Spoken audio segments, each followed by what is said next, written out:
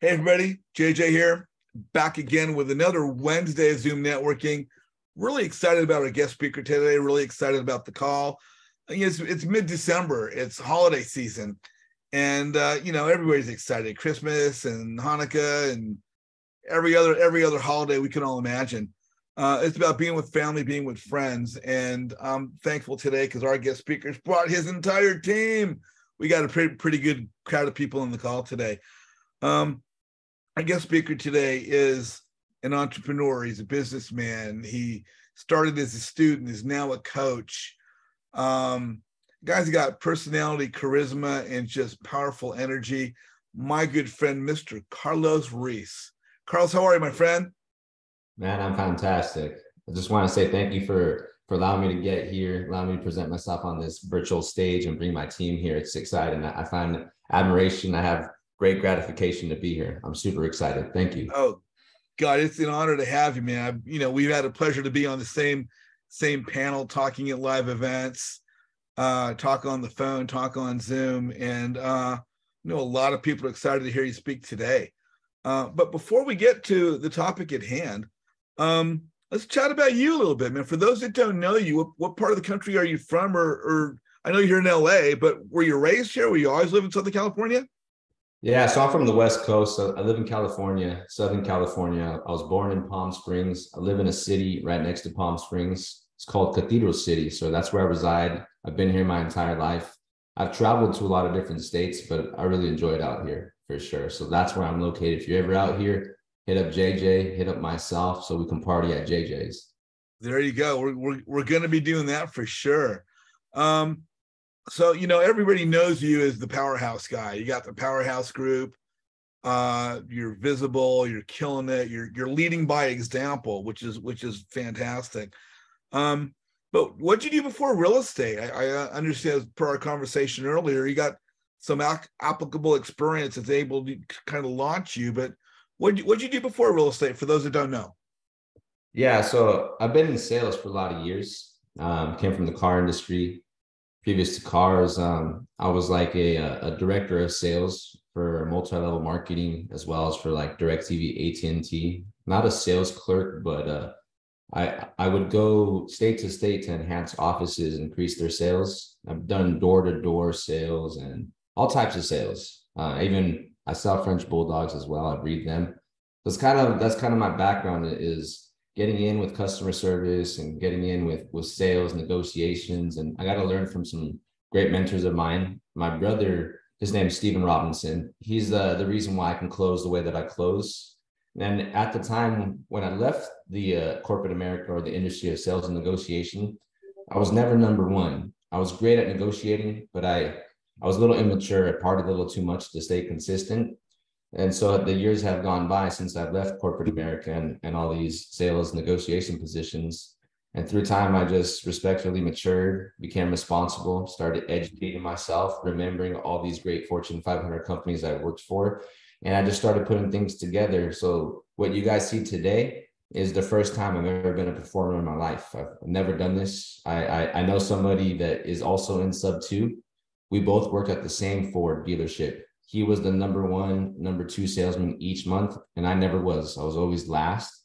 And to see him leave as a top earner in that business to come over here in the sub 2 and support as well, it's amazing for me to know that I left as a loser basically in that business. I got exited from the business from no longer building momentum and just being a little immature. So for me, I'm excited because this is the first time that I've been at this level of performance. That's why I'm here. I believe sales and negotiation is a worldwide skill that everybody should know, because at some point, whether it be a product or service, you're going to have to sell your goals and your dreams and your ideas to others around you, your family, your spouse, especially if you're a young entrepreneur trying to make it and you have your spouses looking at you and there's not a lot of income coming in and they see you in your office working very hard. You're going to have to be able to communicate and sell some type of vision and have to back it up. The reason why most people don't believe in others is because they try to sell them a vision and never backed it up. And I'm here to back it up. And I just want everybody to understand, if you can get to that level of performance and back it up, everybody will believe in you again. Brother, you are awesome. And it's funny, we all start in different paths, and we may struggle at certain things. And you're a perfect example of paying your dues, learning different aspects. You might not have thought you were successful there, but the fact that you're taking those skills and applying them to a new industry and have catapulted, not even launched, you've catapulted yourself to the top of what's going on, is a testimony to you and to your work ethic. So let me ask you, as you've gotten into real estate now, people talk about wholesaling and rehabbing. In step 2, they talk about acquisitions manager, the dispo, transaction coordinator, integrator. Did you start, when you started real estate, were you focusing on wholesaling versus rehabbing? As the avatars and everything for sub 2 got created, did you see any particular direction for yourself, or how did you kind of move from the beginning steps to where you are now? Yeah, so a few years ago, I was introduced to a buddy of mine named Omar Lopez. He's a TTP student with Brent Daniels. And in 2020, when I got let go from work for being immature and whatnot, couldn't become a performer, I got let go from the car business. And he had introduced me to TTP and what wholesaling was. And I was very interested in it. That same month, I got let go after learning about it. So I was interested, but then I had to switch, my position so I can make some funds so I can start supporting myself right away. So I put wholesaling on the back burner, but I remember one day that I would come into this business and I was going to crush it. So I left, I had learned about tithing through Brent Daniels, and I believed that I had to tithe when I got let go. So I had to tithe to somebody who gave me spiritual food. And I believed that Omar introduced me to that spiritual food, which was wholesaling, at the same time who Robert Kiyosaki and the cash flow quadrant. So it got me interested in the real estate, though I don't think it was really ever a goal or dream. And so I let it on the back burner, and I had left a card to Omar. And I said, hey, thank you for introducing me to this business. One day I will get back into it and I will crush it. But right now is not the time. But I want to say thank you because I'll come into it. So I fast forward into this year, January of this year. I started thinking about wholesaling. What a coincidence. Omar calls me this like the next day as I thought about it. It was like probably January 13th or 14th of this year. And he goes, hey, I know you're no longer a salesman anywhere around here, and I'm revving up my wholesale business this year, and I have some vetted leads from some VAs. Do you want to come over to my office and be my acquisitions manager and close some deals because you do want to get in here? And I said, yeah, absolutely. So we negotiated a fee. It was a 20% commission. And so I came into this business, and on the first day, I took a look at his program and how he ran things. And I was there to observe as well. I wanted to see, how he ran it, what programs he used, what tools, CRMs, and how he ran the actual business, not just the wholesaling part or the aspect of it. So I just did what I normally do. And I jumped on a phone call, or I do what I normally do is just conversate and try to close deals. So I get on my first phone call ever and I close the deal. And I found it very easy. It felt nothing different than what I've done my entire life. It's just now it was a different product and it was a higher ticket product, but it didn't get me nervous. And I knew right there and then that I needed to shift into this full time if it was that easy. And so about 6 or 7 days later, maybe 8 days later, I had learned a lot more questions that are pertinent to wholesaling. And I started to understand this game just a little bit more. So I was calling some more deals. I ended up locking up another deal, both of them in Southern California. The first one was right around the corner from my house. Second one was in Big Bear. And Omar Lopez ended up netting like 100 grand. I took 20, and I started the powerhouse with the belief system that I could make it one day. This is going to be simple. About 2 days later, I then saw a YouTube video of Pace Morby. At this moment, I didn't know who Pace Morby was. I only knew Grant Cardone, Robert Kiyosaki, Brent Daniels, nobody else in this field. Pace Morby, he captivated me, basically saying, hey, if you're a wholesaler and it's not working for you, There are other ways that you can close deals. Come check me out. Now, it didn't go exactly like that, but it resonated with me because as a closer, as a salesman, there are multiple ways to close a deal. So I jumped into his program. At this moment, I had just built the powerhouse. And so I remember the first Zoom that I jumped in with Pace Morby. I seen him in the middle of a conversation, like on a phone call. So everybody's on mute and I'm listening and I can tell right away he's on an actual transaction. He's trying to close a deal. He sounded very, very smooth on the phone and I can relate. I like to say that I could sound very, very smooth on the phone. And I just remembered right when he finished closing that deal that somebody said, "Oh my God, thank you for closing this deal." And I realized that wasn't even his own lead.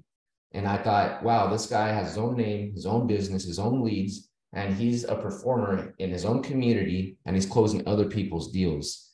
And I liked that. I liked it a lot because I had just left Omar's business and opened up my own. And in Omar's, I had leads that weren't mine. They were already vetted, so it made it easy for me. So typically people will get into sub 2 and they go and learn what seller finance is or how to do an novation, a fix and flip, what a sub 2 is, how to do that, how to perform on that. I actually stepped away for a few months and I started to pay attention to how to bring value to a community, how to make them participate, how can I host daily dial, like my own nightly dial type of thing, and try to support others. Because I knew one thing, that a lot of people could be a new entrepreneur in this business and maybe not have the strength or confidence to close a deal or maybe even know how. So I started to promote myself in several different Facebook groups that, hey guys, I am a closer. I can close any deal if you send them my way. And I gave a little detailed message of where my background was. And I said, come into my community and let me help you out. And I understand branding and marketing very well because the sales business. So me, myself, though I have the powerhouse as a brand, Carlos Ruiz is a brand. So is JJ, not just the Flipside up with JJ. And so I knew that I was going to go start branding myself and putting myself in every Facebook group and repeating that motion, because just like a commercial, you might look at it, but it's not your time to buy it, right? So at the same time, I knew that not everybody was going to jump in at that moment due to the fact that they're probably can close their own deals, so they don't need me. Maybe they don't have a deal ready for me just yet. So I continued this process like a commercial, and it was free of charge, right? Social media. I was repeating it. Then I started getting a little community to come in. And then I started to close a deal, and then another deal for other TTP or sub 2 students. At this moment, I had no structure. I didn't have any expectations. I didn't really participate as much as I am now. And so it wasn't scaling as much, but it was still moving forward. And then down the road, I started to understand, you know what, let me participate more, let me educate more, let me do live calls and start closing, let me record some stuff, let me make a structure here to separate myself. And at that moment, we started rocking and rolling, and we started getting up, and more people started coming in. And then around May-ish, June, I went back into sub 2 to understand how to do seller finance and subject to. And I met a gentleman by the name of Brad Young, who's now my mentor. And I'm really blessed to have met this guy. He's helped me a lot. And he was readily available. It was very accessible for me to call. I talked to him all the time. Carlos, you had said that you went back in this sub 2. So I had stepped away. Yes, I had stepped away for a little bit. I stepped away because I wanted to figure myself out, and I believed in myself, and I wanted to build this. And I knew that since I was new at real estate and new to a community, how to build it the right way, that I knew that I was new at real estate, sub 2, and the community. It's too much. It's like going to a buffet and putting too much on my plate and then only taking a bite. So I stopped going to TTP. I stopped going to sub 2, and I just started focusing on myself, my own belief system, and what I could provide for my own team. So now, as your group started, is that what you mean by your team? I mean, your powerhouse group? Yeah, well, I have a team as well in it that I'll explain a little bit later. But yes, the powerhouse is my team. I love everybody there for supporting me. It's great. I wasn't the best. I didn't have a name at first. A lot of people came in, tried to write me off and told me I was doing it wrong. And probably I was, right? And there was a few people in there that stayed with me and supported me. Like Josh Keating's in here, and Dustin's been a big help with me, started jumping in. A lot of people started coming in after my name started getting built. But there were a few that stayed with me. And I'm not in business to prove the ones who didn't believe in me that they were wrong. But the few that did support me, I'm making sure they're getting the biggest return on their investment for this, because they didn't need to do this, especially when I was brand new. I had no name. And so now that I felt confident, felt like a good guy, felt like I came up a little bit, I then went out back into sub two to start understanding, how do I perform? Because I know how to look at deals and close deals, but I was a wholesaler. That was my intention. I didn't know how to see the exits. So I went back in and I started to study a little bit and learn. And I had all these opportunities and they kept coming on my lap. Everybody knew I was already a closer. So I got free lead generation. So I JV'd every deal I've ever done and they kept coming in. And I only looked at things as long-term and short-term. But then I met Brad Young.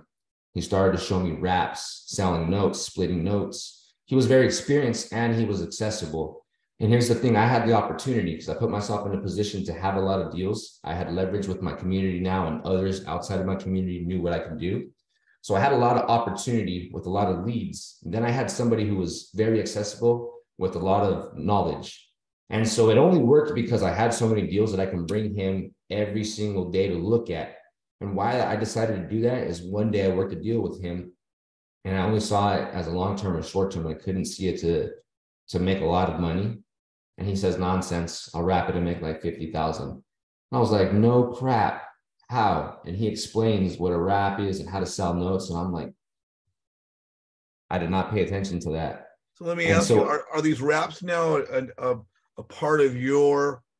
It's my specialty. And here's why. Great. Here's the reason why it's my specialty, because I am new in this business. I am very busy. I'm not just acquiring properties. I coach now every Friday for Brent Daniels TTP. I have my own community. I coach for Nathan Payne's community that does reverse wholesaling every Monday. So I'm very busy besides having a regular life and things like that. Here's why I like wraps is because I'm not the landlord, meaning I don't have to be there. I don't have to save extra money for like a war chest, things like that, right? I don't have to manage it myself or pay that extra. With the wrap, you just become the bank. So I'm no longer liable to it. It makes it easy for me to put another homeowner in there and make cash flow and then move on and get to do my things while I can build myself up and scale. So wraps are a huge part of my business and the main part. They're my specialty. And I've now started to learn how to split notes and sell notes. And it's awesome. Cool. So from there, I think we have a question here. Sure. So let's pull somebody on here. Cool. Let's see here. Cynthia Spencer, you are on with Carlos. What's your question? Yes, Carlos, I've been in your Zoom and we have texted each other before. I don't know what I did with my computer. Can you hear me? Yes. I can hear you. What's up, Cynthia? Hi. Can you explain us a little deeper what is a wrap, please? Yeah, so it's called a wraparound mortgage. What it is whatever terms that are given to you, whether it's with an actual like traditional loan, hard money in place, you need to refinance it, or you're getting it on seller finance or subject to or hybrid. You take a term that was given to you, a term that allows you to make money, obviously, right? So you create a finance deal, or even, like I said, a deal that had a traditional loan in there. You take that deal and then you wrap around an existing mortgage around that. And what you do is you're not wholesaling it to an investor. You're looking for a homestead buyer who couldn't get approved for their own business, for their own property, but they still can qualify by making enough money. Maybe they've made some mistakes in the past on their credit, or, if you've switched jobs, like if you're a car salesman or a doctor or a nurse and you switch careers or jobs, or you'd have to have like 2 years at your employers to get approved. And so there are a lot of people that are willing to jump into a property, pay a little bit more than the average person to then call a house their own. So what you do is you take a term, example, let's say I lock up a deal at $100,000 and I get a 2% interest and my payment's $600 and I have that for 10 years. And let's say the market price is 150 for that house. Market rates are, today 6 to 8%. Let's say market rent is like $1,200, right? What you do is you can then turn around and then you can wrap around another mortgage on that. You'll be in second position. And now you maximize from where you locked it up at, where you can make money. And now you sell it for market or over market price.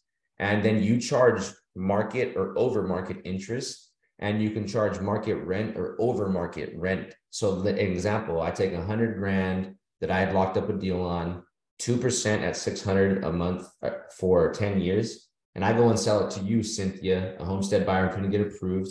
And I sell it to you for 170,000, though the market price is 150. I sell it to you for 170,000. Typically, there's money involved on down payments, right? So maybe there's going to be some money down on there, but then I'm going to charge you 8%, 10%, whatever I can in the market. Some markets have caps; you can only go up to certain rates. And then I'll charge the market rent or a little bit over, and I'll give you either a little bit shorter of a term, so then you can balloon out, because you're going to have that wrap buyer is going to have to find a way to balloon out before you balloon the seller. And that's what you do. And I like it because where I make the money is from the 100,000 to the 170 minus whatever money they give me down.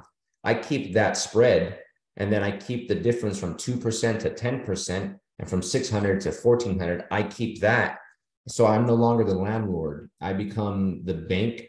And so I write a performance mortgage in a scenario, worst case scenario, the homeowner can no longer perform.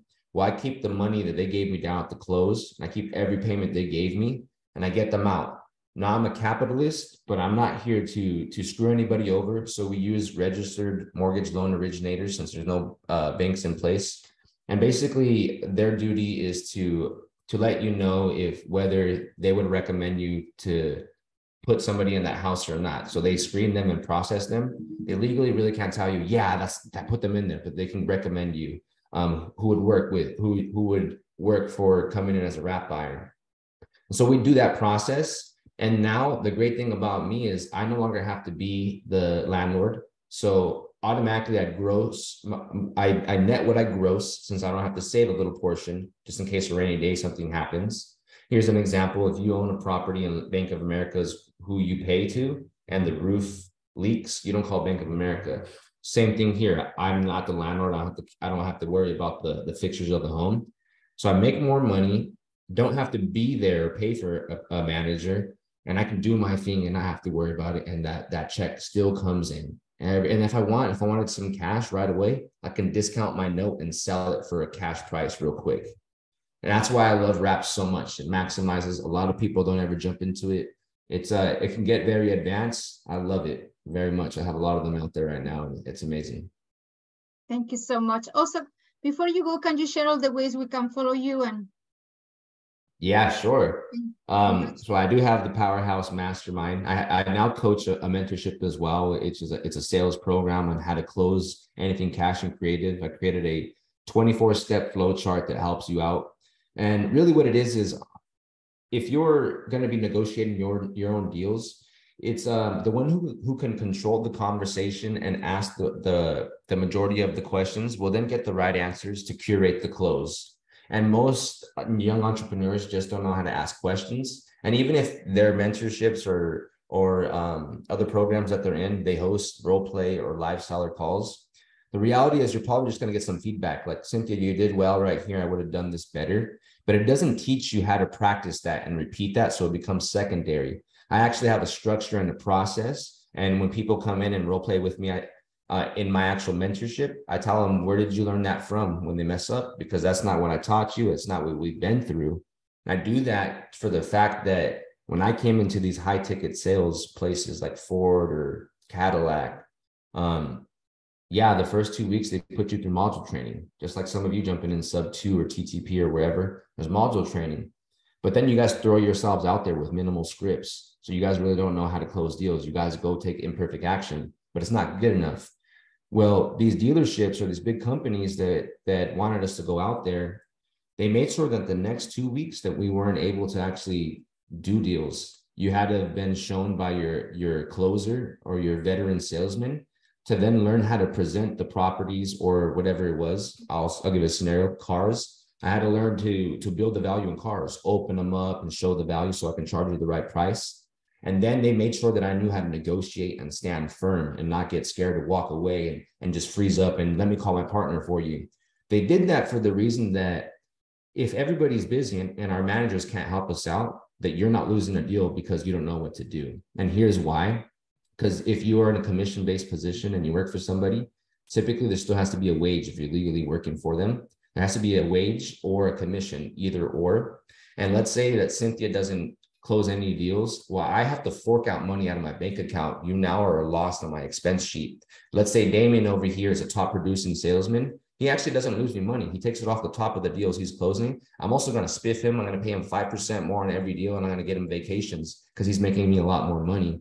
And I train my team that if you don't understand it that way, you need to come in and train yourself a couple weeks in. You have to train yourself for a couple of weeks of learning how to close at high levels. Because if you don't, what happens is if you try to learn part-time, you're never going to learn anything part-time. You guys tried it all before. Nothing ever can stand with you guys or be consistent in your mind if you don't learn it every day. But the next thing is you have to practice it. Here's the hard part. Practicing brings that emotion, those fears, right? Believe me, I used to be scared in the car business. Cynthia, the car is $60,000. Carlos, you're crazy. I bought in so many cars. I've never paid $60,000. Go get your manager. Okay. And then my brother would be like, what are you, an order taker? You might as well work at McDonald's and say, would you like cheese with that? Listen, tell him something like this. I totally got you, Cynthia. That's the sticker price. So I'm putting it down anyways. Let's get past that. And he showed me what I didn't know. Just go ahead and get everything else around it and bring it to me. And eventually he started showing me how to close. And that's who I am today. And that's what we train in sales training. It's what I do. And so you could find me in the Powerhouse Mastermind. We do a lot of free training. On my, if anybody in here is in the Powerhouse, you guys can drop the Powerhouse link in here. Thank you so much. And I'll drop my Instagram in here as well and my phone number. You're awesome. Thank you so much. Absolutely. Hey, I've got a link of your Powerhouse up for your Facebook group now, Carlos. You guys are so amazing. for if anyone watching the YouTube video right now is not familiar with the group, it's Powerhouse with Carlos Ruiz, and this is the group Powerhouse Mastermind. You can find that on Facebook. And for those that are looking to connect with Carlos on Instagram, here is his IG. I'm Carlos Ruiz, and that is his IG page right there. So let's get back to the call. Cynthia, thank you so much. Thank you, Cynthia. What's Thank up? Was it Damien or Caleb first? Excuse me? Who is next on the questions? Oh yeah, we got some. Let me bring somebody else on. Sure. We have Mr. Damien Mikulowski. Damien, you are on with Carlos Ruiz. What's your question? Hey, Carlos, ¿qué onda? How you doing, everybody? What's up, brother? So, Carlos, I got a question. So first of all, like when people say like wrap buyers, right? I think they're really meaning the buyer of the house, right? That's correct. Yeah, but I'm going to ask you a question because you mentioned about selling the note, right? So I've always like wondered about because I when I go into like seller financing, I'll tell people that like, hey, give me a seller finance note, and hey, by the way, look at this website PaperStack. You can sell this note as a performing note or a non-performing note if you don't want to deal with it anymore.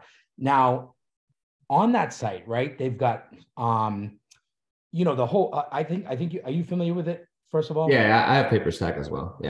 Yeah. So they have like all these different classifications, right? But they don't have wraps. And I'm curious to know, like, have you ever evaluated what a wrap would sell for as a note, right? And like non-performing versus performing. But the crazy thing about a wrap, though, is that it's just wrapping two other, one or two or three other mortgages. Right? Wrap around mortgage. Mm-hmm. And if you refinance, like somebody could refinance you out, and then you totally lose all that potential pay that you get from the wrap, and you don't get the buyout that you would do if it was like the underlying notes would get, right? So I'm wondering how that's valued when you do a resale, like a non-performing wrap and a performing wrap. Like, I don't know if you could put like, prepayment penalty in there and charge it in there, right? So a wrap is holding a note, just to let you know. So when you're on a wrap, you're actually notes. You can't sell wraps. It's like you're selling, the strategy is a wrap around, but on PaperStack, it's a note that it is. So it's not, you're not going to sell a wrap. It's already sold to the person. It's wrapped. It's like a long-term rental or short-term rental. That's the strategy. So I wrapped the mortgage and I sold it to a homestead buyer. So I'm actually holding a note. So it's not like you're selling the wrap, you're selling the notes in place. And typically, yes, there's a first position there. Might be the seller. There might be even 2 or 3 positions. There could be a traditional loan right? Subject to, then seller finance, then my note, right? That makes the difference. Well, when you sell a note, obviously you have to have enough equity on your end to be able to discount it to where your note buyers are buying at. So that the same thing, you have to vet your note buyers, talk to them. You can go to like Creative Deal Maker with Nick. You can go there and start finding a lot of note buyers, talk to them and see where they're buying. Some of them are buying at 70% of the face value, 80%. Some of them want at least one payment on there. Some of them are cool with no payment, like no non-performing notes, right? Some at least have to have it seasoned for 6 months. So you have to, same thing, you have to find those note buyers. And so we go back to it. So your equity has to be big enough so when you discount it and still have spread for yourself to make a little bit of change in there. And what happens is, here's an example. From 100 grand, let's go back to that one deal I was talking to Cynthia. If I got it for 100,000 and I sold it for 170 and I had a note left in place for 160. Well, let's say that you, Damon, you said, hey, Carlos, I'll buy that note at 75% of the face value. So there's 160,000 in there. So it's going to be off the entire face value of both notes, even though I only own 60 in there, right? 60,000 is only mine. Well, what you do is you take 160 and you times that by 0.75, right? Or 75% of it. And you find out that's $120,000 is where you would want to buy this at. So I probably go and find a couple more to see if I can get somebody to pay me 80%. Let's say I can't, right? So I only find you, and maybe I'm in a pickle and I need to cash out real quick. What happens is I discount it down to where you want to be at that 75%. You're saying, hey, I'll buy your note for 160, but with the wholesale, I need a wholesale discount, Carlos, and you're at 75. So I understand that I have to get it to 120 to sell it to you, and you're going to be buying $160,000 note for 120, and it's still going to get 10%, and it's still going to make that $1,500 that payment, and you're going to have it for the next 9 years, which is great for you. And so you actually give me 120,000. I go ahead and then clear out the first mortgage at 10 years because I have 120 grand. So I go and pay off the seller that I just locked up this deal with. And I pay them off. So we cleared out the 100 grand. I have 20,000 in my hand. So I got some change. And now the note goes from 10 years to 30 years or how long they want to go, because now it's a new owner. It's a new bank basically coming in place. The Bank of Damien now bought it. Now I learned an advanced strategy from my mentor, Brad Young, where before people would have to discount that 160 down to 120 and then walk away with a $40,000 loss. I learned how to keep the 40,000 in a different position and cash flow on that and still take that 20 grand and still clear out first position and put Damien now in first position. And though they're the first position, all the money goes to them first and whatever's left goes to me. But I get a portion in there. I still get a portion of my money and I hold on to that. That's an advanced strategy as well. But I learned that, and now I don't lose that 40 grand or that big 25% chunk. I go ahead and keep that. And so that's kind of how that works, like that. And then same thing to go to your, how do you know if they can't refinance? Well, they can, but you can put a hefty prepayment penalty. So you can put verbiage in there for sure. Good, Damien? The only thing is that if you're wrapping, right, like a seller finance note and the bank note, right, you're going to be the owner of the wrap note, right? But the seller is going to be the owner of the seller finance note, and then you're going to have the bank be the owner of the bank note. So you're going to have two different owners, right, under your wrap. So what I would say, or three. Yeah, or three or more, right? And you can even have your own note under there, wrapped under your wrap. So if you're the owner of the wrap, what I'm saying is that, like, they can refund, like, all right, you did mention the prepayment penalty. So I think that's where I think you can add value to the wrap when you go to sell just the wrap itself. But you had said too, is like, you can't sell the wrap, right? You can only sell the underlying notes. So I think we're a little confused here. So a wrap is just a strategy, like, hey, I'm going to do an Airbnb. Well, even with the Airbnb, there's still a note in place, right? Because there's still someone in first position or second position. Same thing with long-term rentals, right? So I think there's a little confusion. A wrap is just the strategy, how we're going to make money. And so it's a note. So no matter what, even on a long-term rental, somebody's holding the first note. Even on a short-term rental, somebody's holding the first note.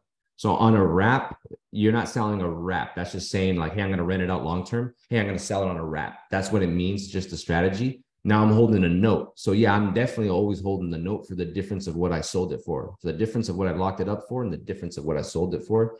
And you see how a lot of people never dive into it, though Pace has it. Nobody dives into it. And this, I'll give you guys a little secret, right? If you guys find a deal that a seller is open to giving you a long-term on 10 years, and you only have private money lenders that are giving you 6 months or a year, and you're like, damn, I can't do this because I need longer term on this, but my private money is only going so long. Why do you think I started to sell notes? So I don't have to walk away from a deal, so I can get in and out and get my lender back. And so I can get in and out like a fix and flip. I fix, originate the note, and I sell it, and I'm out and I make cake doing it. Here's an example. I bought it, and here's a cool thing. You don't really have to get it all the way up to market ready to go ahead and sell it for market or over. I got a deal that we locked up in Valdosta, Georgia for $65,000. It's an escrow for $165,000. I didn't even touch it, and market's 140. And so now I get this note, right? And I get to hold it, but the only thing is I only have 6 months on that money. So that's why I had to sell the note. Otherwise, I wouldn't want to sell that $100,000 spread of mine. Or I could bring in an equity partner and cash out my private money lender, and then keep that 100,000 and split it with somebody else. I'm teaching you guys some game right now that I got to learn from Brad Young. But wraps became very, very strategic for the reason why I didn't want to lose a deal, due to the fact that I didn't know what to do, right? And some people will walk away from a deal because their private money only goes so long and they need it for longer. So instead, that's why it became my strategy, because as a new entrepreneur, I only had money for 6 to 12 months. Is that good, Damien? Yeah, I guess I'll have more questions later, but a wraparound mortgage is an actual mortgage, right? And you can actually you record it, possession of judgment in there, and it gives you the power for closing, right? Absolutely. So it is a real mortgage. Yourself. It's more than just a strategy. You know what Absolutely. I mean? So like there should be a way to buy and sell those and evaluate them somehow. I guess maybe we can just talk about this more in an absolutely. My phone number is on the side, and I got this is a new Zoom, so I didn't put it on my name right there. But just reach out to me. You can find them you're in sub 2 or no? Yeah, sub 2. Yeah. So look them up. Look for the wraps, and they break them down. Honestly, that's why a lot of people skip out. They just don't want to learn about wraps. You guys are missing out. Like, it's gonna blow your mind. For sure. You'll love it. So get with me after, and I'll break it down a little more into detail. Okay.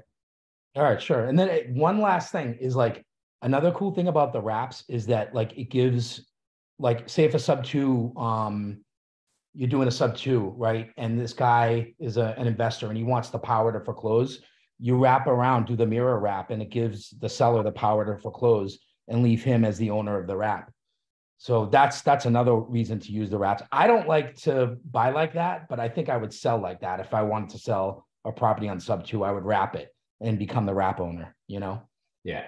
That's it for me. I'll stop talking. Somebody else needs a turn. Sorry, guys. Thank you, Damien. You're good, Damien. Damien, thank you so much. Good to see you. Thanks. Good to see you.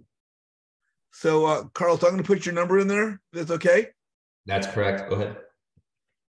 Okay, here we go. That's the here it is. Where did I put it? Okay. We have a couple more hands raised. We do right now. Yeah, we do. Sweet. I want to get your phone. Do you mind if I finish up that story of how I got into the sub 2 part, and then we'll actually go? Carlos, really quick, can you give me your number and I'll just put it in here? Yeah, 760-902-7843. Okay, and it is in. Put me down as the Mac. Just kidding, you guys. Put me down as Carlos Ruiz. That's fine. There you go. The Mac's cool with me too. Cool. Okay, let's bring another person on here with us. Hey, sure. Caleb, you want to turn on your camera, or is it not working? Caleb? Okay, here we go. Yeah. Is it working? Can you see me? I can see your there you are. There you are. Great. Okay. Caleb Colonna, you are on with Carlos Ruiz. What's your question? Oh yeah, I just had a quick question. Whenever you were explaining the wraps, you used the loom. I wasn't familiar with that term. Can you explain a little bit more what that means? I didn't hear it, like broke out for a second. What did you miss out? Can you please repeat your question, Caleb? Yes. Can you hear me now? Yes. Yeah. Okay. Yes, I was just wondering, I heard you use the term balloon when you were explaining the wrap. Can you explain what that term means? I've never heard. Well, I've heard it before. I'm not sure what it was. Yeah, so you could do like several balloon payments in a deal, but what it is paying out chunks or the full amount that's left. So like, let's say Caleb, you let me pay your property that I'm buying for 10 years, but obviously the payments over 10 years doesn't clear out the entire balance. Let's say there's still like $100,000 left after 10 years. Well, balloon means I'm going to write you a check for the remaining balance. I'm going to balloon you out. It's going to pop like a balloon. That's why they call it. It's a balloon payment. Boom. It just pops. It's time for you to clear you out. So yeah, and it happens all the time with lenders, right? Lenders giving you a year. Cool. You got to balloon them out in that year. So that's just basically the end of the term. You're going to have to clear out the rest of the balance that way. Okay, cool. Yeah. Yeah, that's good. I appreciate that. Absolutely, man. Thank you so much. Thank you for joining us today. Okay, let's bring somebody else on here. We have the lady who is so visible in sub 2. We're going to bring her on. Phil, you are on with Mr. Carlos Ruiz. What's your question? Carlos. Phil, what's up? I love Phil. She's awesome. It's my guy. I'm so peachy and fantastic. How about yourself? I'm fabulous. Thanks, JJ, as usual. Carlos, my question is, I want to hear you finish your story. No, I want to tell the juice right now. You want me to tell the rest of the story and we get to the other questions? Yeah, I want to hear the rest of the story. JJ, what do you think? Can I finish it up or answer a couple more and then finish it up? What story is this?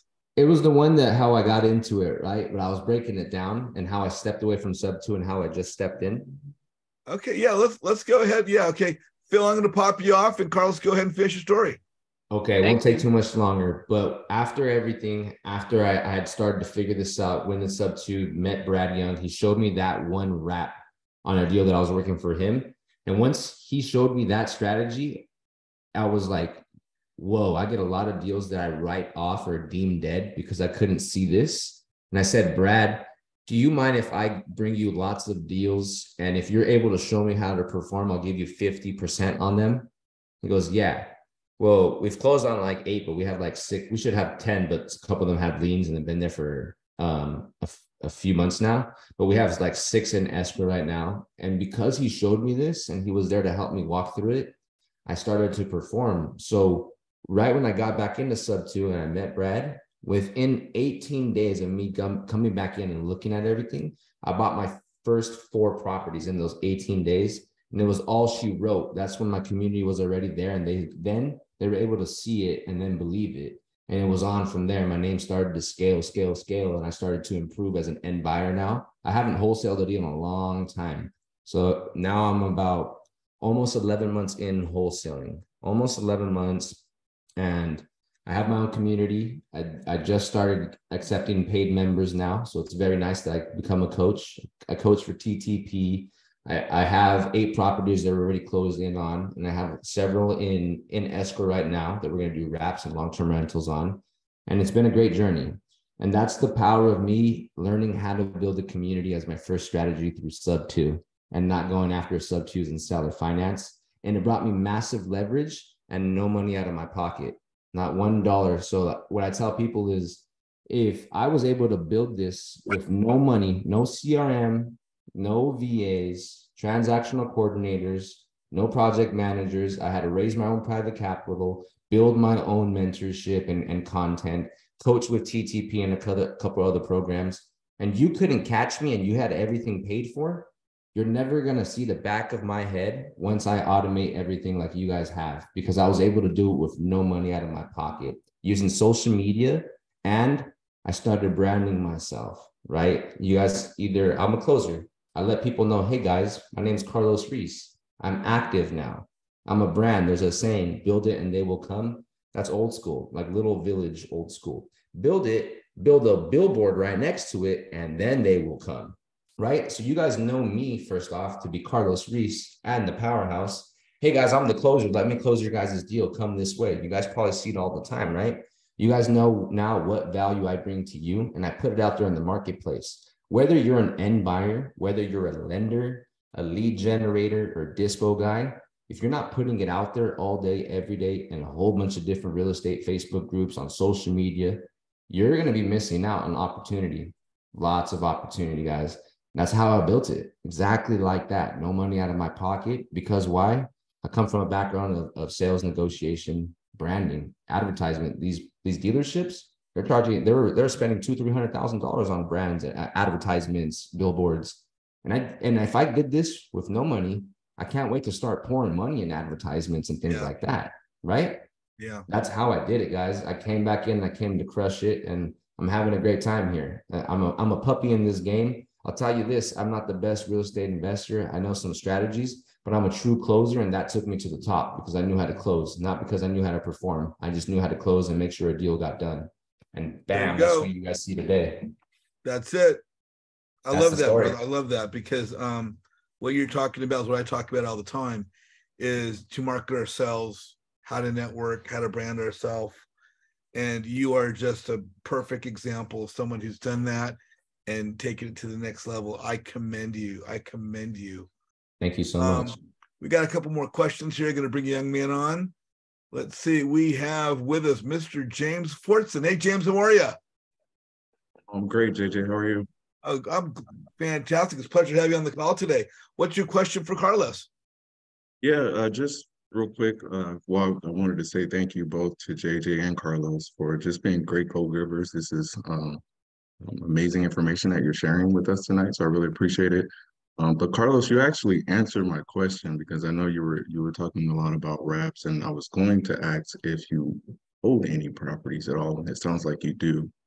So it sounds like your business is mainly wraps and long-term rentals. Is that what you're doing primarily? I have a short-term rental, and I'm working on another one right now. It's almost done in Mariposa, right next to our Mariposa Forest. It's right next to Yosemite Park. It's like an hour before it. And crazy thing is, right when it was in escrow, the Mariposa fire went around. I thought I was going to burn my house. The neighbor called us and said, we're leaving because our houses are going to burn.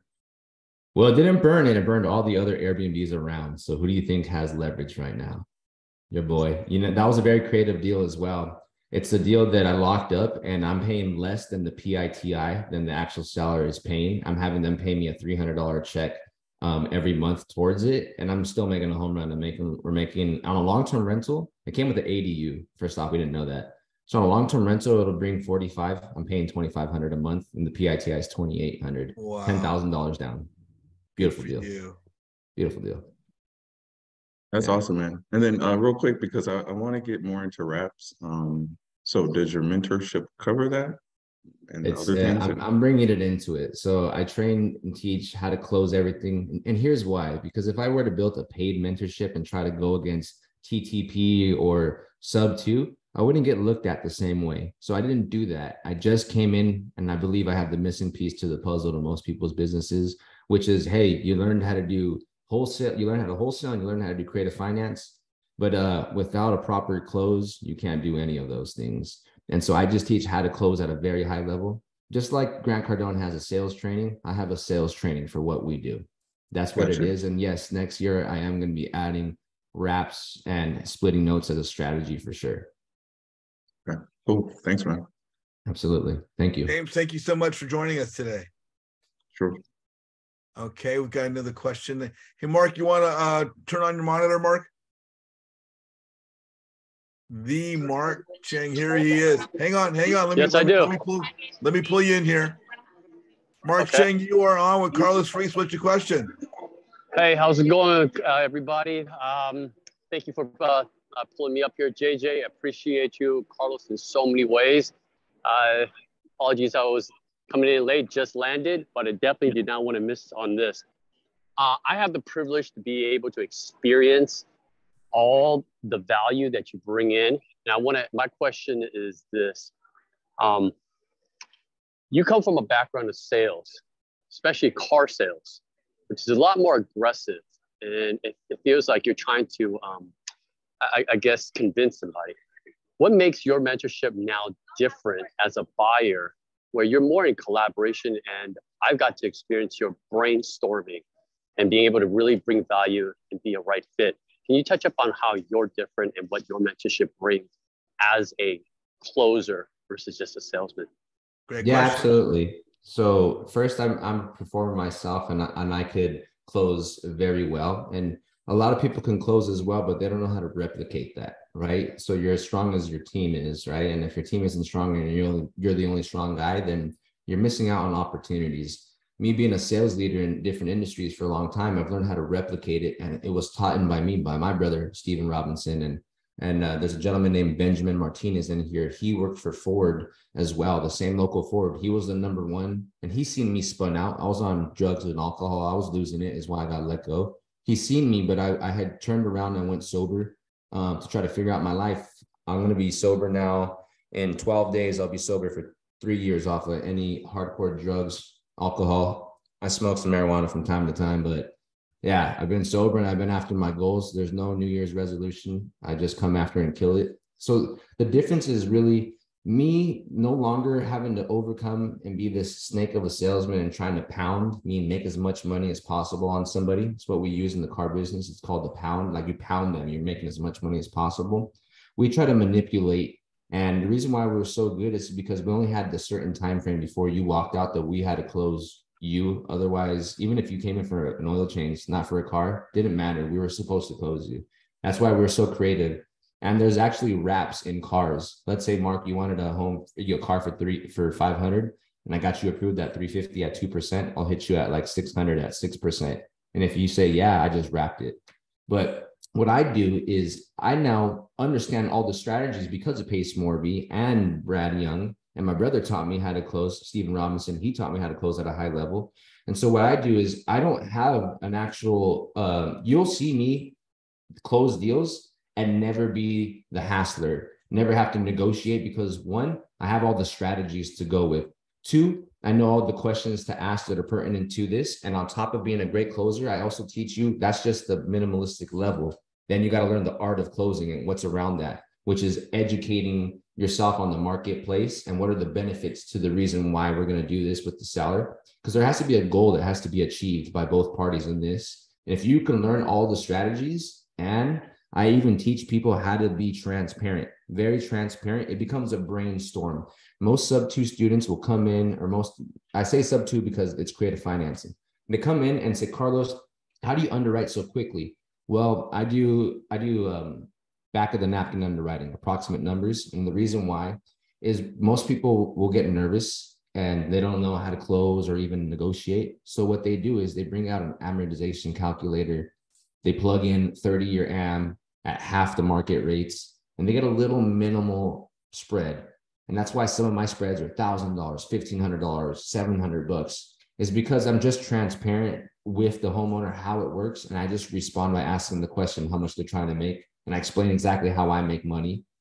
And so what we do is just a little bit different. We don't just, hey, go out there and just bring the lead and try to close it. No, we teach you exactly how to sweeten deals. After you understand that somebody's willing to work with you, we set expectations up front on the phone call. Then we find out if we're compatible with them, and then go over our business model before we build rapport. And if you don't do that, you're going to be one of those people that brings me the lead a month from now and say, I think they're ready, I just don't know how to close it. I'm going to jump on the phone call and I'm going to go set expectations, see if we're compatible, go over my business model or see how they would rather work this deal. And then I'm going to hang up and say, hey, JJ, how long were you working this deal? Oh, a month and a half. Well, you were holding on to some hope, buddy, because they would rather do it this way. They'd rather rent it out themselves. They'd rather have sold it on the market. You wasted your time. I believe the car business is some of the best sales out there. And I'll put my money on that. The car salesman out there will outcompete any real estate guru, unless they're champions and stuff, and they came from that business or they learned from people from that business. Grant Cardone, the reason why he's so great is because he came from the car business, and then he's also an outperformer. Pace has learned from some great people, so he's up there as well. And there's some other big names out there. But I can guarantee you the car business has trained us creatively how to get prepared for something like this. And we train that, enhanced training exactly like that. And here, it's not like hey, you did a good job, Damien, on the call. I would have done this differently. That doesn't teach you. You have to actually practice it so it becomes secondary. So we actually do one-on-ones. We do some recordings. I have an actually step-by-step system to teach you exactly what questions to ask. They don't go in order as every seller can diffuse you, but we teach you about a game plan and how to stick to that game plan and get to the end goal. And it makes a huge difference. And I've seen a lot of wholesalers and sub-2 students come in. They've been here for a year and haven't closed a deal. They spent 1 week with me and they're closing deals. I took a lead generator. His name's Jesus Lopez. A lead generator 3 months ago, out of the military, wasn't in business, never been a salesman or in real estate, was a lead generator for a sub-2 student, put him under my training. He wasn't an old dog that I had to teach new tricks to. He was a young pup and I was his only mentor. And he's done like 4 or 5 creative deals in the 3 months. And I'll put him against most sub-2 students and TTP students. It's because it's who you learn from, right? Like analogy, 1,000 ways to skin a cat. I like to break it down in cutting trees. A lot of ways to do it. You can either go and work with, let's just say JJ, and he can give you an axe, and it's going to take you a lot of energy and a lot of time, a lot of commitment to cut a couple of trees. And then you come work with me, and I have a chainsaw, and I'm going to show you how to smoothly go through everything. And that's the difference of what we have. And like I said, I truly believe that I have a missing piece to the majority of people's puzzles out here and their business. That's awesome. Awesome. Thank you. And then I want to touch up on one thing, and I want to ask this question, and it is deliberate how I'm framing it. You were able to create this community with no money out of pocket, buy all these things, but hey, you got a mentorship. It's gonna probably cost me a lot of money. I don't have any money. I just want to learn. Is there a space for me to come in, train, and learn on a high level Monday to Friday with a bunch of other closers, and I don't have to put anything except my time and energy and commitment into it, like let's say in the mornings or in the afternoons? Right. You're a great guy, Mark. I love Mark so much. He's such a nice guy. I mean, this guy for life. He's one of my homies now. I've met him a few times. He's a great connector like JJ, and he's basically telling me to present what we have here. So I have a paid mentorship. It's just for the sales training. I have a mastermind that Monday through Friday, we host training for you guys, right, at high levels. So Monday through Friday, Jesus Lopez, who was a lead generator, he's actually my leader that runs the role play. And then Monday through Thursday, from 3 to 5:30 or to 6 p.m. Pacific time, I call anybody's deal, my deals or anybody's deals live. And we close deals all the time, week in and week out. On Wednesdays, or Tuesdays now, Josh Keating, who's in here, and we host agent outreach. And same thing, you have to find out compatibility. Otherwise, you're going to get ghosted and not get offers submitted. So we show how to do it the right way. We did it yesterday for the first time, and Josh and I got like 4 or 5 hot leads live. And it was very easy because we're salesmen, made it easy. On Wednesday, we have Hunter Neville come in, and he comps. He's an appraiser, and he shows our students how to comp. On Thursdays, I have Nathan Payne. He's a reverse wholesaler. He's a student of Jerry Norton and Brent Daniels. He has his own mentorship. He teaches reverse wholesaling. On Friday, I have Stan Lopez, who's a commercial agent in Vegas, a sub-2 student. He's a creative finance specialist. He underwrites deals that we're working on in our multifamily team, and he educates that for free as well. And then Mark Chang, he brings our book club every Saturday. You guys can find that all for free Monday through Saturday in our Powerhouse Mastermind group, guys. Come in and learn with us. No charge. Bring your deals. We'll close them up. We'll encourage you. We'll get you going. You need an accountability partner, guys, or a team. Come into communities and you see other people grouped up and you still feel left alone. Come over here and crush it. Like the elephant challenge, you know why I like it so much? It takes an introverted person who thinks that they got to do this alone, and it takes them and plugs them in with a wholesaler, a sub-2, a gator, and an agent so they can get a deal done and not having to know it all. We do the same thing, guys. We teach you, you can post like you guys are actively closing deals. Pass someone else that knows how to close it. Pass the lead on to your friend who can close it. Get the deal done. We just showed you how to get yourself into a piece of the pie. And I'm a hungry person. So if you guys want to post all day that you guys are top performing closers and your team is killing it, you don't have to be the closer. Pass it over to your boy over here and I'll close it for you and pay you.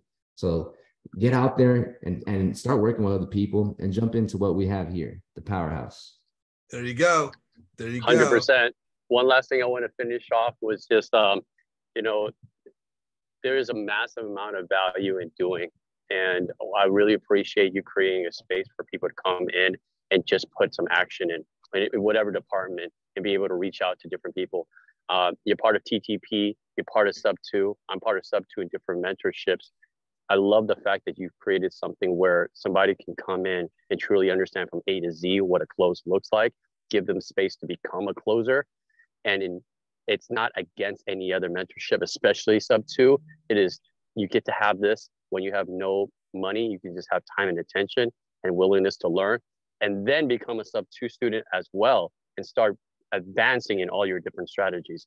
And I love that. And I really do appreciate you. Sorry, I had to be on a plane. I missed a lot of the beginning, but I watched the video. And on that note, let me give space for others to come in here and ask you questions, because you provide a lot of value. Appreciate you, brother. Thank you. Thank you so much, Mark. Good to see you. 100%. Thank you, JJ. We're going to take 2 more questions, and then we're probably going to wrap up after that. But let's see here. We are going to bring on Daniela Devine. Danielle, do you have your is your monitor working? Cool. Yep. Let me introduce you all over again. Daniela Devine, you are on with Carlos Ruiz. What's your question? Hey, Carlos, and hey, JJ. Thanks for getting me on these calls, JJ. I appreciate you.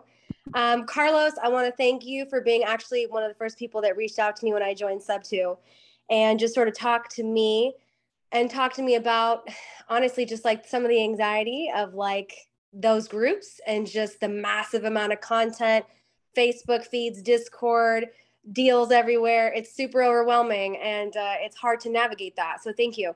I think I mistook this OPM thing because I thought it was a little bit more about like utilizing other people's money. So 2 things. I think it's amazing that you reverse engineered your community and your way into real estate. That's fascinating. And I'm curious about the kind of time that you put into that, because you talked a little bit about entrepreneurship and having a partner.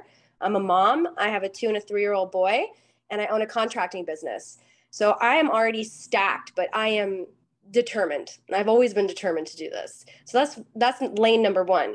Lane number 2, I'm truly trying to understand how utilizing other people's money in deals creatively at interest rates like 8 to 11%, let's just say, how that is not going to squelch your cash flow. I'm trying to understand how you can actually do this using other people's money and not go into the negative every month as you're paying back your lender. Right. Well, I'll answer the second question first. Well, you're paying 8, well, depending actually on what you negotiate and who you're talking to, right? So, if you're paying 8 to 10%, are you doing it annualized? Are you doing it amortized? Is it interest only? Is it cash on cash? What is it, right? On top of that, that's only on the amount they're giving you. And on top of that, are you making payments to them every month? Or are you just saying, let me borrow it for 6 months and I'm going to balloon you on the 6th month?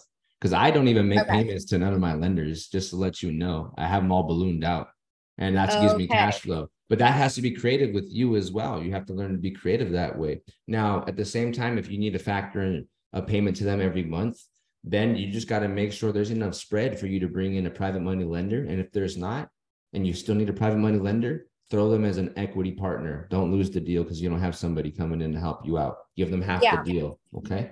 Okay, cool. Thank you. I need to like, honestly, fill out like a spreadsheet for myself on every single one of those line items so that I am reminding myself that there's different, I know how many layers there are in creative, and I'm just scratching the surface. So I'm just trying to gather that information, put it in one place so I could use it. Yeah. And to go to your first question, you're doing a lot of stuff, right? So it's really about how you prioritize your day and, how much time you have. Like you said, your mother, you have businesses, developer, all these things you're doing. I believe you said developer. There are a lot of things that you're doing, right? And so it's really about how bad you want it, right? How much extra time do you have in a day? You count your time, right? I'm a busy person and I like to outwork most people so I can earn things.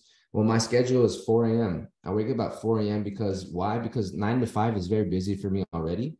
And so I can't get everything done. Like I can't read, I can't study, I can't work out, I can't eat healthy, I can't prepare my day if I don't get up before. So after hearing my whole day.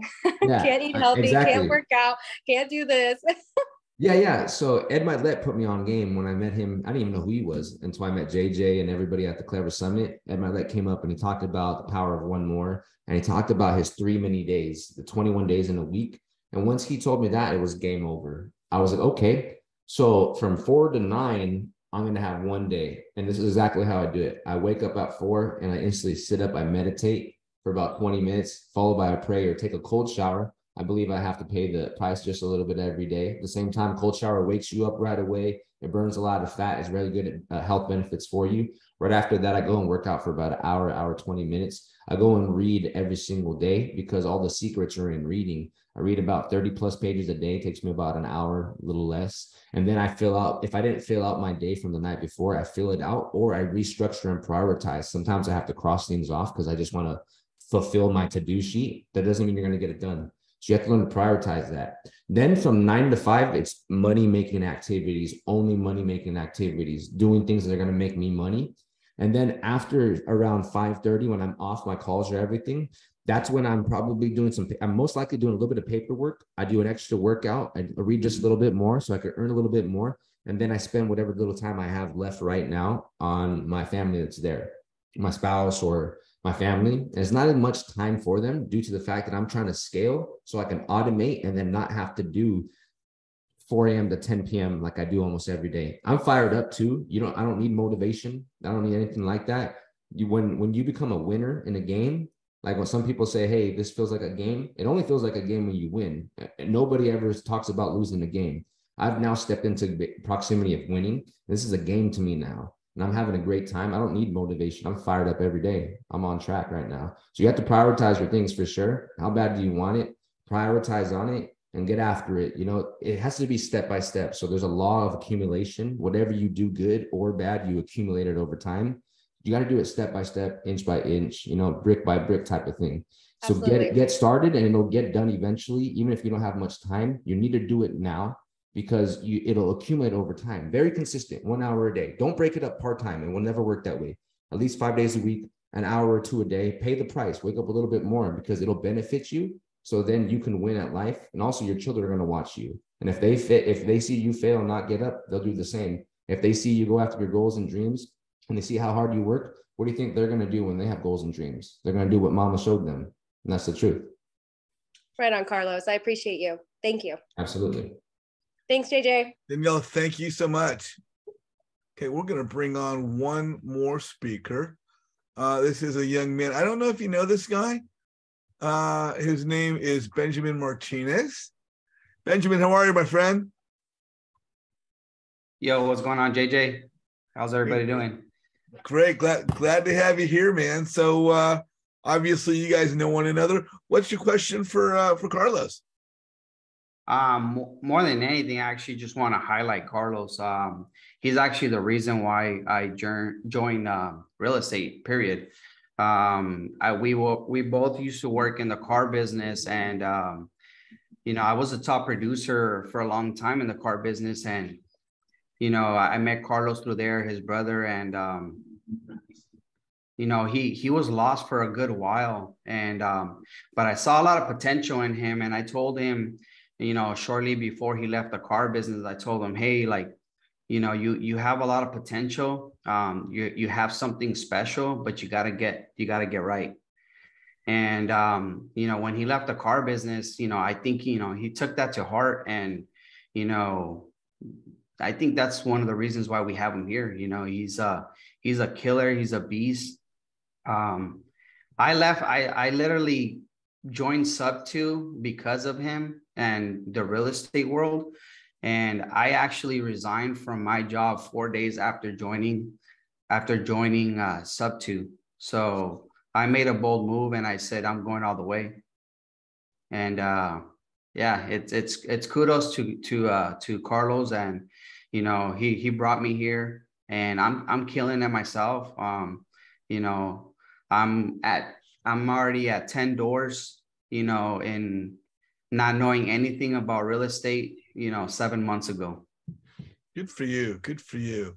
Yeah, Carlos is truly a blessing. We're honored to have him, not only on this call or in my community, but just, all those that know him and are part of his community. So yeah, for sure. We thank you for joining us today, Ben. Yeah, thank you. Thank you, Ben. Appreciate it. It's crazy for me to see him be top producer and me be spun out at the bottom. You guys have to understand how powerful I feel right now. How to see that happen, to see him shift, for me to be, at the bottom, to walk out with a loss, right?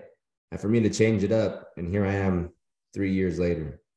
I'm enjoying it. But a good part of that, brother, is, I mean, you're a young man still, so you're growing, you're maturing, you're seasoning, and actually I could see you've not even hit your full stride. When you get going, man, your path is clear. We can all see it. You've become a leader, and you do that because you care from your heart. And I think that's what separates you. You're actually helping people because you have a desire to help others, and that's just very, very apparent in how you present yourself. Thank you so much, JJ. It's amazing to be here. Like I said, it's and most people don't know the story. I live the background story too. I live the street life. I've overdosed, alcohol poisoning, flatline, blood transfusion. I got robbed at gunpoint this year because I was still living the street life. I went broke trying to build the powerhouse. Couldn't pay for bills. Just catching up now that money's coming in. I couldn't pay for the last 3 months of rent. Just cleared one. Checks are not coming in. I went from like a 660 credit score down to 500. I haven't paid my utilities in like months, and I'm just getting them cleared. 2 months ago, or a little over 2 months ago, I was in so much stress. I had a grand mal seizure in my sleep. I almost tore my tongue, redislocated my shoulder, my labrum. And then I had to heal it. And I jumped back into 75 hard. I was 215 pounds literally last year this time. Wow. Today I'm 160 pounds. I'm fit. So it wasn't, you guys didn't, it doesn't sound like it's been all great. It's not sunshine and rainbows. This shit was tough for me. Very, very tough. And I still made it, no excuses. And while being broke, because I had no money, not because it was a strategy I wanted to do. It's because I went broke doing it. Yeah. That's why. Yeah. No, it's your journey, your story, and your results. Your story, your journey is amazing, and your results are more than miraculous. And you now lead by example. We got a couple other questions, but I hope we can hold those for the Q&A, because we're a little long as it is. So we are going to have some questions afterwards, guys. And everybody stick around for the breakout rooms, because you're going to love those. You can be in a breakout room with Carlos himself. Carlos, before we wrap up, I just wanted to ask you one last thing. I kind of ask all my speakers. My group is a networking group. It's about networking, building relationships. And what you've done is a byproduct of that. So your answer should be relatively easy. But for the new investor that's looking to get going, or even the experienced investor who hasn't taken networking to heart, what do you feel is the importance of networking for any investor and joining a group like mine or Powerhouse to make their business go? I believe you could never do it alone. Even if you're a leader, nobody ever does it alone. Networking is the most powerful thing, because people are connected to knowledge, money, love, energy. While you're learning on your own, you have to have that around you to succeed as quickly as possible. And in today's era and time, you have to consume as much information as fast as possible. And you have to talk to as many people who are cutting trees with chainsaws, not with spoons or not with axes. JJ is a top networker. He knows almost more than everybody I know knows JJ. He's connected to some of the wealthiest people out there. And at any moment, he's a phone call away from greatness. That's all it is. I did that myself. I don't know how to do everything. I know how to close, and that's it. I have a short-term specialist on my side, network specialist on my side, rap specialist on my side, multifamily underwriters. I have sponsors that are ready to work with me. I couldn't do this alone at all. I'm nobody without my team. I'm nobody without Ben, without Josh Keating, without Dustin. I couldn't build the Powerhouse. Josh and Dustin helped me literally build out the whole frame. Dustin did a lot of the frame. Josh supported everything and helped me out with a whole bunch of flyers and behind the scenes stuff. I couldn't do this alone. You're mentioning Josh and Dustin. They're both got their hands raised. I'm going to bring them both on with us right now. Yeah. So we got all four of you guys on the screen at one time. Why don't you introduce them and see what I'll introduce them. Josh, Justin, welcome. All four of us are on the screen at the same time. Dustin, yeah, you had your hand up first. Why don't you throw in, ask him a question, whatever you got to say. It's Mike is yours, Dustin. Hey. Yeah, hand is up. I think everybody in here that's had any dealings with Carlos will be the first to raise their hand to give him a shout out. He's a go-giver, and that's how we truly succeed in this environment or enter any environment that you enter.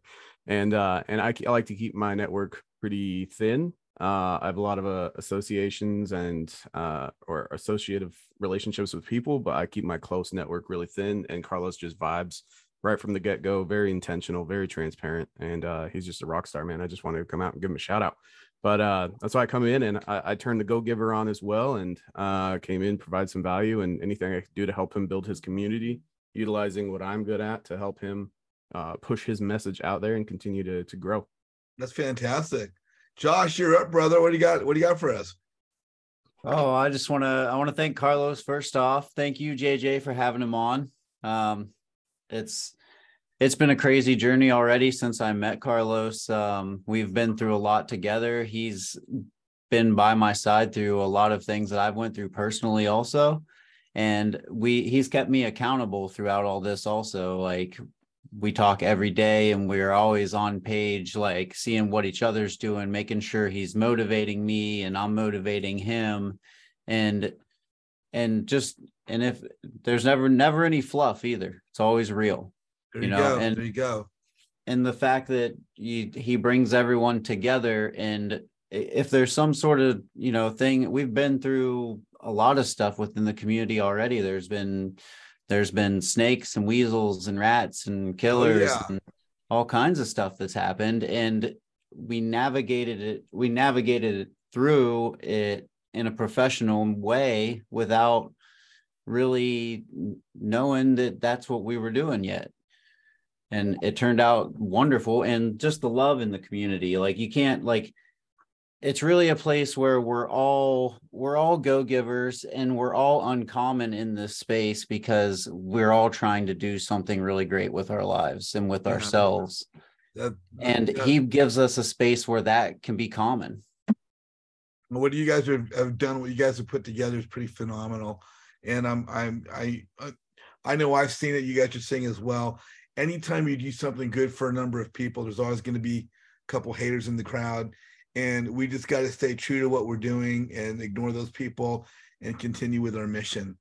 So, Dustin, Josh, I'm gonna cut you guys off the monitor for right now, and I'm gonna get back to Carlos, and we're gonna wrap this up. But we're gonna go to the breakout rooms. So, Dave Scar, thank you so much for all your editing, brother. I know you're cleaning a lot of this up. I'm just gonna say now, if you guys are on the YouTube channel now watching the presentation of Carlos, please like his presentation and please put some comments down in the box below on the YouTube channel. If you guys are on the call right now, please feel free to stick around because we're going to have the breakout rooms. I got a puppy that's chewing all over on me. And, please come back and join us again on Zoom networking. We're going to continue to bring you great speakers like Carlos. You can see all of our speakers on Flipside Up with JJ, which is my YouTube channel. And again, if you want to connect with me or my networking group, look for jjazizian.com and just click register now. In addition to that, you can find Carlos on Instagram, and you can find him on the Powerhouse group on Facebook. And if you need any help, get a hold of me and I'll put you in touch with him. On behalf of Carlos and myself, Carlos, you ready to sign off, brother? On behalf of Carlos and myself, guys, we'll see you soon.